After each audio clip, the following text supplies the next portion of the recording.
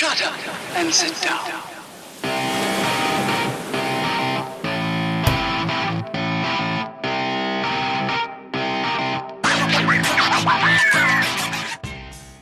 Hello and welcome back to the Tiki Sessions here in Kon-Tiki Boat Bar in Portrush. We've been off for a couple of weeks because we decided to take a summer break, but we're back now for season 2 of the Tiki Sessions with loads of amazing guests coming up. And Ash, we've got a great one tonight, but first, how was your summer? Summer was really good, thanks mate. We were really busy. We were only open Fridays and Saturdays. We're now open on Saturdays the whole way through, but overwhelmingly, thank goodness, the feedback has been great. People are enjoying our music, our cocktails and the vibe in the Tiki Bar, so I'm delighted. I'm also delighted to be back in the Tiki Sessions because I love them. Really delighted to have Gemma Reid here along tonight. So Gemma is the organiser of Swell Festival, a bit of a hero around Mill Strand as well, organising beach cleans, and like my kids obviously get involved in beach cleans, so yeah, fair play. And I'm really delighted to have you along. I've made you a lovely straight up margarita and I hope you like it, Gemma. Love it. It's been a long time since I've had a nice cocktail like this, so awesome. It's great. Right, well, welcome along to Tiki Sessions. Glad to have you. Yeah, thanks very much for coming. So there's a couple of things we'd like to talk to you about this week. First and foremost, Swell Festival. Yeah. Okay, so I was involved in the first Swell Festival doing a bit of video work for you and a bit of editing work. But for those people that don't know, tell us what the Swell Festival is. Well, it kind of came last year to us, and it's all around the idea that coastal communities like Portrush are pretty special because they tend to attract really creative and entrepreneurial people that choose to live here and choose to make a life for themselves here because there aren't a lot of jobs or a variety of jobs in these kinds of towns. And at a time when coronavirus has really impacted local communities and local businesses and things like the big external events like Northwest 200 disappear, there was a group of us kind of came together and thought, we have the resources to do something different ourselves. We have a lot of great people in this town doing great things. So let's just bring that together under an umbrella, which we'll call Swell, and just show off what's so great about this place. I think Swell Festival's a perfect name for it, for starters. I really like the name. Like you say, where we come from, the fact we're a coastal town, coastal area, I don't think you could have had a better name. So talk to us about some of the events that you had in the first, and correct me if I'm wrong, the first festival was happening just as Corona happened or just before, or? It was just during the second lockdown. Just during the second lockdown, that's right. In October last year. So we had like a phenomenal event program planned, about 30 different events, and we tried to be careful and do a lot of them outside, expecting that something might go downhill. So the second lockdown came in, cancelled loads of events. Then a massive storm came in that weekend and cancelled lots more events. So it ended up being quite small, but quite beautiful in the end. It was. There were, like I say, from doing some of the video work on it, there was a lot of really nice activities and a lot of really nice things that were happening, and they were geared at all the ages, and you could see that if you were able to run it at a time that there's no pandemic, no storm going on, it would be a fantastic festival for the North Coast. Yeah, and we're still a little bit limited this year, unfortunately, in what we can do, but we can do an awful lot more. Okay, so what's in plan for this year? Because we're 1st, 2nd and 3rd of October? 1st, 2nd and 3rd of October, brilliant. Which is really soon. Yeah, really soon, so a couple of weeks away. So what's in store for the community? Well, we've got arts exhibitions, we've got walking and sketching events as well, we've got music stuff going on with North Coast Trad and Ciara and Natalia. We've got some outdoor sports stuff going on. Oh goodness, can I even think? Volleyball, the bathing club, swim to the Skerries. We've got electric bike trials with the Live Adventures. Brilliant. Great stuff. So you've just mentioned, sorry to interrupt you there, no, you've just ahead. mentioned 2 people. So the bathing club, is that ABC? Yeah. So with Stephen McConnell, He's coming up, He's coming up. Yeah. And then the e-bikes with Ricky Martin. Yes. So you're doing a swim to the Skerries. Yeah, I mean, that happens every year. Is that right? Yeah. Okay. What's the distance? Hardcore people. What's the distance It's there? a couple of miles, like. It's not an easy swim. We stand-up paddled it this year, and it's such a lovely place when you get over there. It's just really good. I'll have to get involved now. We had, no. I'll go on the jet ski as rescue, so I will for anybody that needs it. We had Hanno, who's the free diver. Yeah, he's doing something for us as well. Oh, is he? Brilliant. Yeah. And Hanno runs Free Dive NI. Yep. And he was telling us that there's a caved tunnel that goes from one side of the Skerries to the other side of the Skerries underwater. Probably not. This is not for people who are. No, this is not for people for your festival. Yeah. No. But he has swam through it, and whenever he swam through it, he saw something dart up from the dark, and it was a seal. And he was free diving, so he only had his own oxygen. I was like, that's right where I would have died right there, you know. So that's, you know, the Skerries are a phenomenal sight off the coast as well. So that's a really good. And in October as well, it's kind of starting to get cold there. So you know, that'll be a good event to see. It's so lovely though, because like what you guys at Swell are trying to do is or what you're doing is celebrating local artists, everything's about health and well-being in the North Coast, and it's kind of what we want to do on a small scale with Tiki Sessions is bring in sort of local influencers and people who are like creatives and business people in the North Coast who have lived in London, who've lived in Tokyo, Morocco, whatever, and they've all come back to the North Coast because there's something really special here. And it's drawing on all those people who love paddleboarding, swimming, surfing, doing art, ukulele, like what is Dave Hamill, all the stuff Dave Hamill does. Yeah. And it's class, and I think it just needs to, like, we all need to sort of promote it a wee bit better. Like, certainly from my point of view, I need to help you guys as much as I can. Yeah, but there's just so many people who, as I said, just doing great stuff, and we've been delighted at the amount of support that's come towards us for it, because people get the idea, you know. Health and well-being is why a lot of people came to Portrush. It was the first reason to come as a tourist destination in the Edwardian times or whatever, and it's still why people come. It's still why we choose to live here.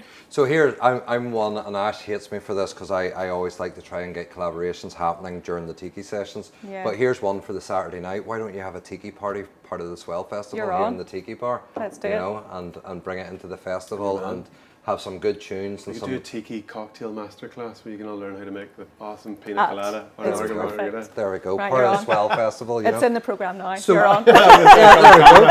So Gemma, I've known you for a fair amount of years now. Are you originally from Portrush? No, I'm a blow-in. Where are you from?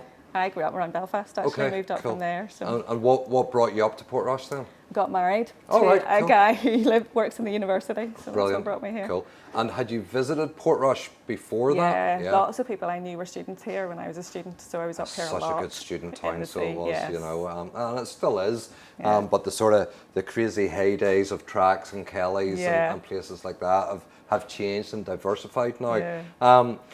You've also recently been involved in an amazing art project across the North Coast and slightly further beyond, as far as Ballymoney.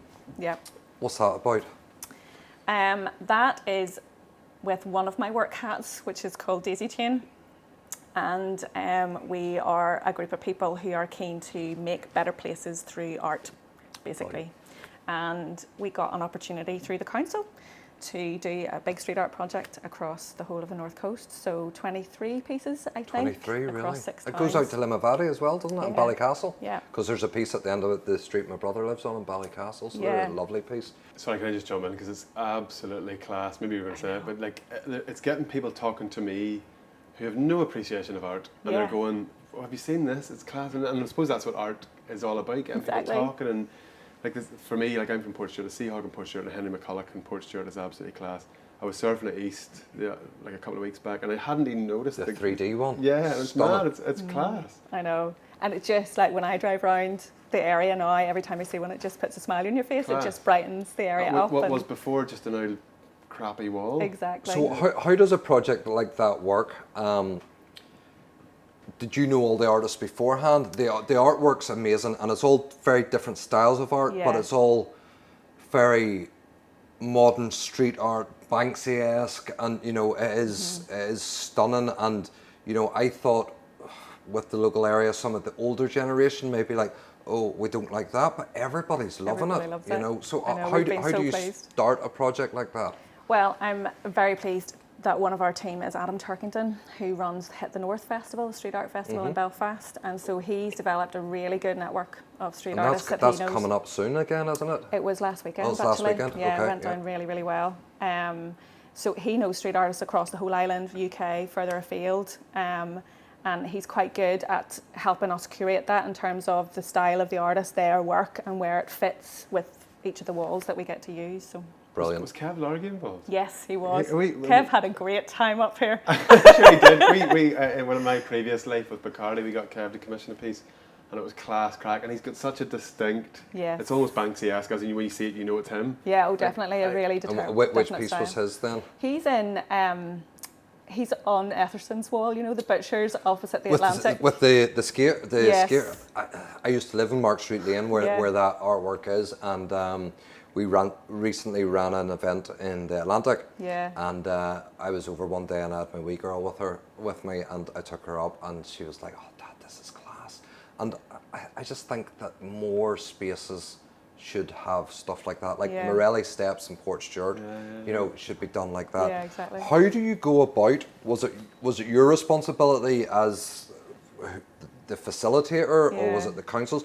How do you go about getting permission to put it on the walls? Because it's on a lot of different types of walls, which I mean is privately owned. Most of them are privately owned. Yeah. And that was part of my job actually, because I'm based up here. Some of our team are based in Belfast and some are based up here. So I did a lot of door knocking and phone ringing and smiled kindly at people. So they said yes. So, Brilliant, well done. but so like people were up for it straight away. They didn't really need an awful lot of persuasion. They saw the potential of the project and what it was trying to do.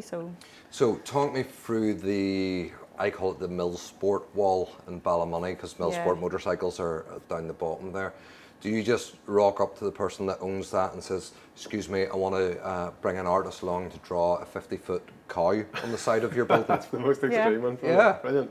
And that cow's stunning, and Isn't it? it was really funny because I saw the BBC did a piece on it, and they were interviewing people, and some of the comments, like everybody really loved it, but some of the comments were great, and like, you know, they interviewed this little Ballymoney lady, and she was like, "Yeah, I hope it brings tourists to the town to see the cow and stuff," you know, and it's just so sweet, but it's that brightening up of dreary sort of architectural spaces, and it's a talking point. And like, I live in Port Stewart, as you know, and the Seahawk, which is our local football team, and people were, whenever it was getting painted, and the way it was painted was so different. I'd never seen art being painted in that way, because the artist painted it in lots of different shapes and then filled it in and coloured it.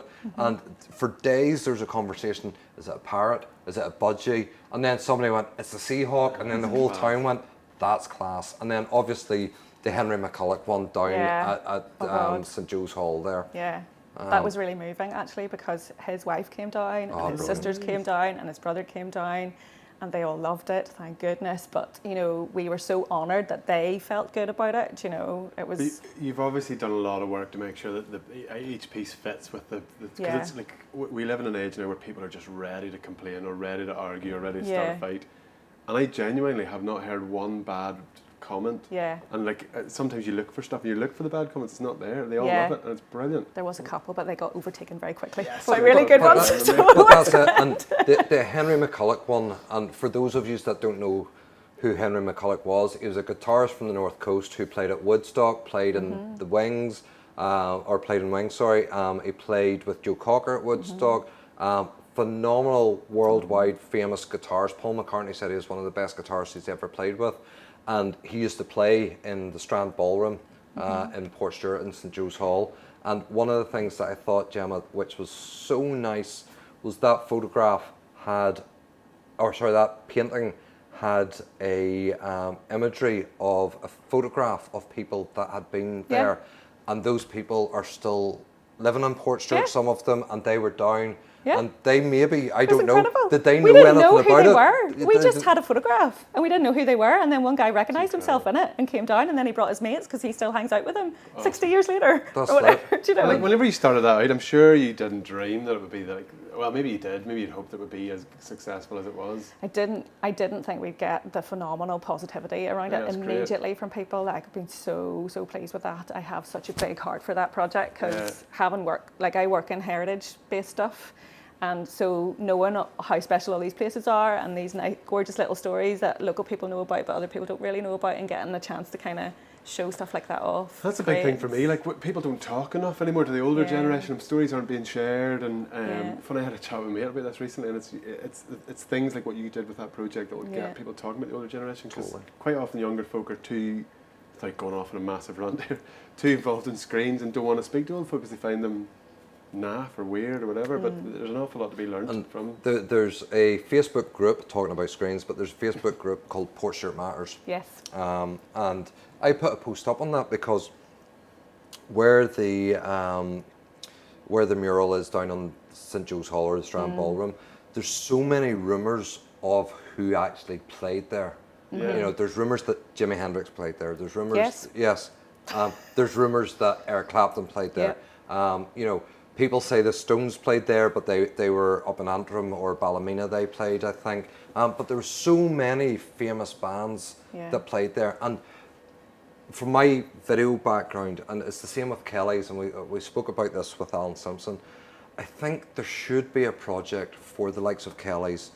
Barry's had their documentary back in the day, about 10, 15 years ago, but St. Joe's Hall or the Strand Ballroom and Kelly's, there's so many stories there that need to be told now before they're forgot. How many people met their husbands, their wives, or like Alan said, their ex-wives and their ex-ex-wives there. Yes. But there's so many stories there. Who were the people that played there? And I think there would be an amazing project around that. Well, a storytelling project. There's somebody doing it. My head for names means that I've forgotten what their name is, but they live round the corner from me, and so I can put you in touch with. Brilliant, because I think those stories need to be told before they are forgotten, because once the generation that were there leave us, they're gone, the stories are gone. Yeah. And there's a famous story about Henry McCulloch going in and doing a take on a famous guitar riff, and it was just like one take he did. I've no limit about it, but Paul McCartney comes out and said he is the single best guitar player he's ever seen, and at Woodstock and stuff. And I don't know if many people under the age of 30 would know that in Portrush. And he was also on Dark Side of the Moon. So he was on Pink Floyd. You know, he was in the studio when they were recording, and he's credited, you know. But that's part of the reason for those pieces. You know, they're for local people. Yeah. Visitors don't need to know what they're about really, but they can talk to local people and find out. You know, and if it gets those conversations going between older people that do know that that's Henry McCulloch and a child who's like, who's that? You know, then that's brilliant. It might inspire that kid to pick up a guitar. Yeah. And actually be a contributor to. So yeah, well done. Yes, it's probably one of my favourite projects that's happened on the North Coast in a while, and for me, the artwork as well, like Ash was saying, it's very well thought out for the area. So the one in Ballycastle's more Celtic and spiritual. Yeah, it needs to fit. It needs to fit. Ballymoney. And Ash, I'm going to ask you a question here. Do you understand? Do you know why Ballymoney is known as Cowtown? Well, I remember, I don't want to get into this because there's a councillor in Ballymoney, Darrell Wilson, is it? Yes. He got in a bit of hot water. You're trying to draw me into something. No, I don't know about that. But a lot of the people think Cowtown. Auction? No, a lot of people, and Gemma, you can correct me if I'm talking absolute nonsense here. A lot of people think it's because of the farming industry, but it's actually the old cinema that's opposite the town hall. Used to show cowboy and Indian films, and they were so popular that they had to just show nothing but cowboy and Indian films.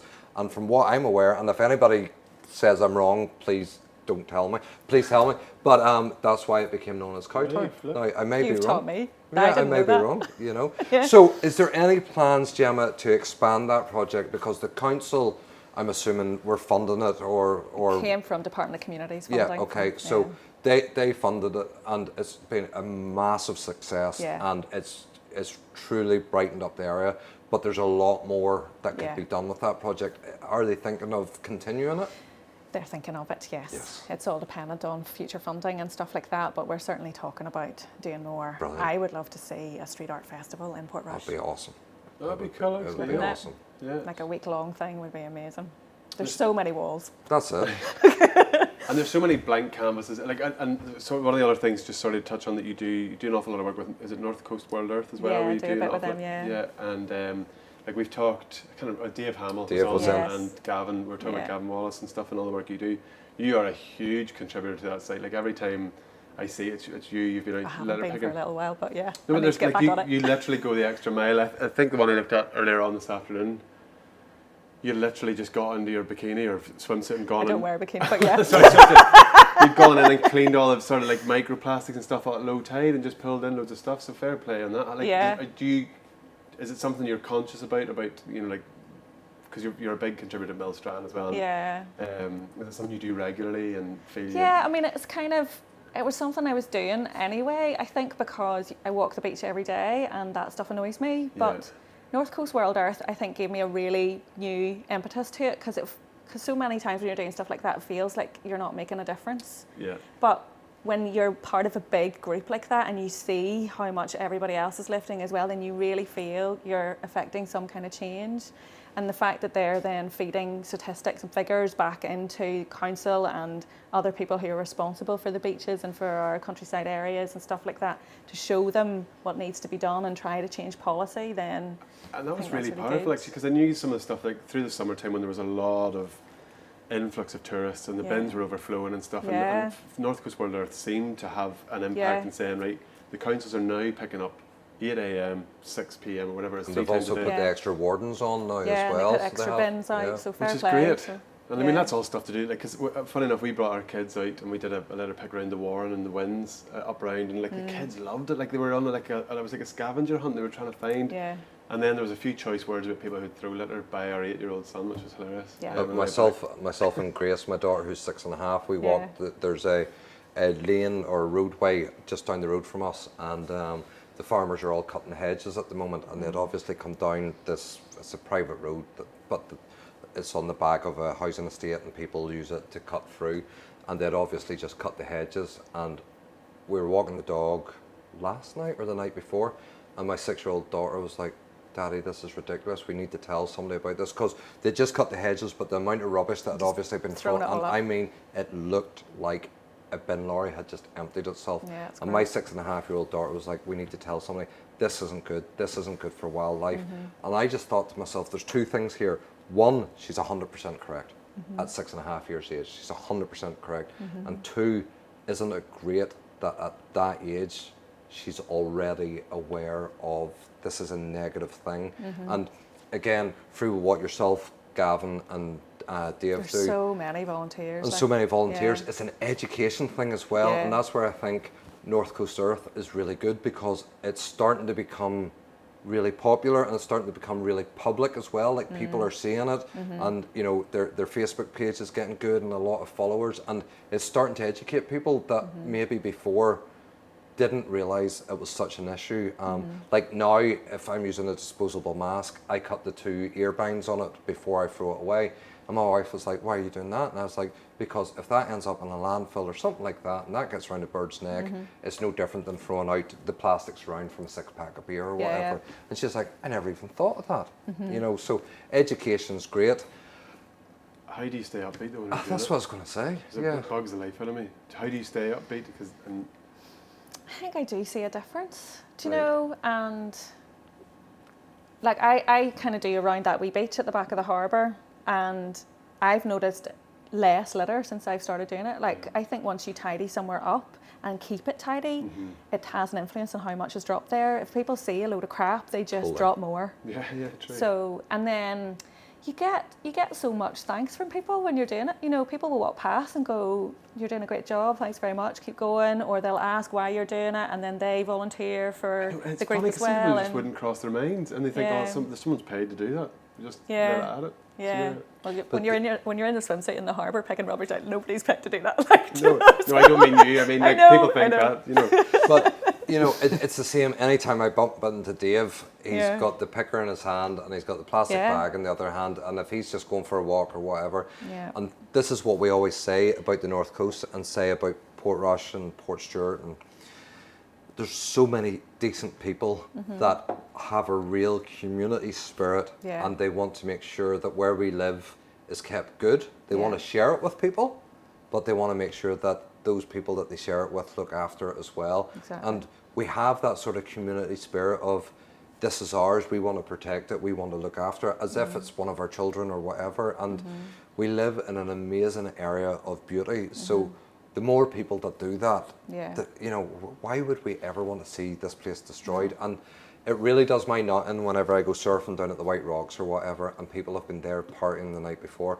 I do not care if people go partying on the beaches. No. I love to go partying myself, and there's nothing nicer than a fire, watching the sun going down, having a couple of drinks. But it's not difficult to take a couple of bin bags with you and put everything in the bin bag, and when you're finished, take it up. And even if you don't take it home with you, tie it up and leave it beside the bin. If the bin's overflowing, just don't leave it in the sand. But you know, there's people running around in bare feet, and you know, it's, to me, it's just a very simple thing that certain people are just forgetting and not being responsible about, you know. I think we have a terrible attitude to litter in this country. Yeah. But we're doing a big litter pick as part of Swell, so you can Yes, join in on brilliant. that. So, Brilliant. So with regards to Swell Festival then, how can people find out what's going on? How can people sign up to things? We have a Facebook page and we have Instagram, and we are starting to put the events up on both of those this week with all the full booking details. A lot of the events will be free, so many people are offering their time for free and not charging people for the events, which is incredible. Anything that's ticketed is through Eventbrite, whether it's free just to control numbers or it's charged. So there's tons to do. The first thing that's going up, I think, is boat tours. Brilliant. Causeway Lass is doing 2 coastal tours in support of See To It, which is another marine litter organisation, and a breakfast tour with Kraken. That's fantastic. Nice. Brilliant. Well, I'll do a tiki session that afternoon, whatever proceeds go to the same charity. If people wanted to, like, we'll do it free, and then they can come in. We can donate to that charity. Yeah, no charities, just offering stuff free to people. So Brilliant. And I've said to you before as well, if you either this Swell Festival or the next one, if there's a surfing competition or whatever, we will sponsor it. And we're already talking about another event that we can't tell anybody about at the moment. And if we pull that off, even though it's not going to be within the Swell Festival bracket, we would love to have Swell Festival's logos on it and that would be very kind, thank you. And Well, the Surf Festival will happen. Good, good. Hope so, because we can't have a Swell Festival without No, Surf Festival, definitely especially not. where we live, and especially because there's been no waves for about the last 2.5 months. I know, And that hopefully it's it's been so looking still. like we're getting some swell coming up in the next day or two, hopefully. Well, listen, Gemma, having been a volunteer in organisations and stuff like that myself before, and Ash has done a lot of stuff, we're very aware that sometimes the people that work the hardest don't get thanks. So from Ash and myself tonight, we'd like to thank you and the other organisers of the Swell Festival for putting it on, because anything that's community spirited, we think's fantastic, and we think there should be as much as this as possible. So thanks very much for putting it, because you don't get paid for it. It's hard work and effort on your behalf, and you put it in because you love where you live. And as a blow-in, that's even better. So it is, you know, as not a native. But you know what? Portrush is that great place that whenever you've lived here a couple of years and you give a wee bit back, you become a local and you become a native. So like I said, we just want to thank you for every effort that you're doing, and hopefully the three of us can do different things together in the future. Because the ideas that we're talking about will be awesome. That, you know. Thank you for calling along. Thank you for inviting me. It's been a great chat. Thank you. Cheers. Thank you. All right.